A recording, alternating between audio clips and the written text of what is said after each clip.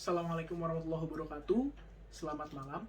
Perkenalkan, nama saya Muhammad Kemal Pasha dengan NPM 037.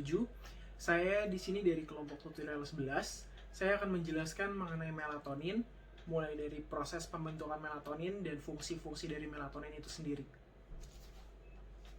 Ya baik, jadi yang pertama saya akan jelaskan di sini adalah neural pathway of melatonin.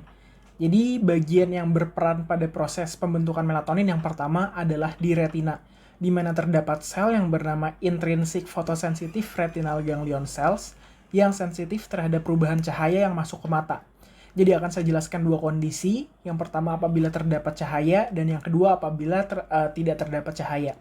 Jadi yang pertama, apabila terdapat cahaya, jadi cahaya tersebut akan melit depolarisasi inhibitory neuron dari IPRG cells yang sudah saya sebutkan di awal tadi ke suprachiasmatic nucleus yang ada di hipotalamus via retinohypothalamic tract.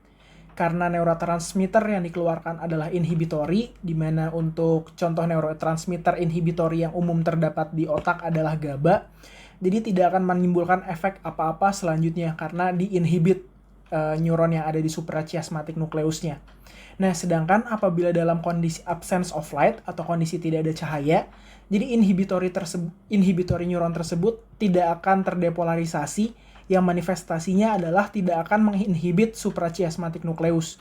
Jadi apabila suprachiasmatic nucleusnya tidak terinhibit, dia nanti akan menghasilkan excitatory neurotransmitter ke mediolateral greyhorn di spinal cord, lebih tepatnya di daerah C2. Kemudian akan keluar dari spinal cord dan nanti akan bersinaps di superior cervical ganglion. Di mana untuk secara singkatnya, cervical ganglion adalah sekumpulan neural body yang ada di peripheral nervous system yang berfungsi untuk menginervasi saraf-saraf simpatis yang berasal dari C1 sampai C4. Untuk cervical ganglion ini dia dibagi menjadi 3, ada yang superior, ada yang medial, dan ada inferior.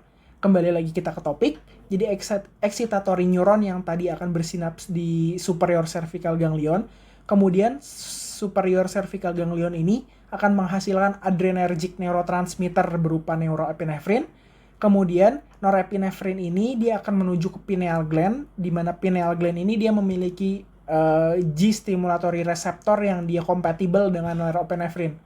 Jadi apabila norepinefrin ini dia berikatan dengan G-stimulatory reseptor pada pineal gland, dia nanti akan mengindus pembentukan melatonin dengan cara nanti meningkatkan pembentukan CAMP, lalu meningkatkan pembentukan protein kinase, yang kemudian nanti akan melit untuk pembentukan dari melatonin ini. Jadi untuk proses pembentukan melatoninnya, seperti yang ada di gambar di sini, jadi pertamanya dia berasal dari salah satu amino asid esensial, yaitu triptophan, yang kemudian dia akan diproses oleh enzim triptophan hidroksilase menjadi 5-hidroksitrophan, dan nanti akan diproses dengan enzim-enzim yang selanjutnya, dan kemudian dia nanti hasilnya ujung-ujungnya akan menghasilkan hormon melatonin. Nah, untuk fungsi dari hormon melatonin ini sendiri akan saya jelaskan selanjutnya. Selanjutnya yang saya akan bahas di sini adalah mengenai fungsi dari melatonin. Jadi untuk melatonin ini, dia memiliki fungsi yang beragam karena banyak sel di tubuh kita yang memiliki reseptor untuk melatonin. Jadi reseptor untuk melatonin ini dia secara garis besar dibagi menjadi 2, yaitu ada M1 dan M2. Di mana untuk fungsinya seperti yang ada di gambar, dia ada bisa untuk immunomodulation, bone growth, anti-tumoral effect, dan segala macam lainnya. Namun yang utama yang akan saya bahas di sini adalah mengenai melatonin sebagai sleep hormone. Jadi melatonin ini nama lainnya adalah sleep hormone karena merupakan hormon yang berperan untuk mengindus sleep di tubuh kita. Jadi begitu melatonin tadi dihasilkan oleh pineal gland, sebagian besar dari melatonin ini dia akan kembali ke hipotalamus dan dia akan menargetkan dua nukleus yang ada di hipotalamus. Yang pertama adalah suprachiasmatic nucleus yang tadi dia awal berperan, di mana fungsi melatonin di sini adalah untuk mereset circadian rhythm atau biological clock kita. Lalu yang selanjutnya, melatonin ini dapat menginervasi juga median preoptic nucleus, di mana median preoptic nucleus merupakan sleep wake center yang ada di tubuh kita.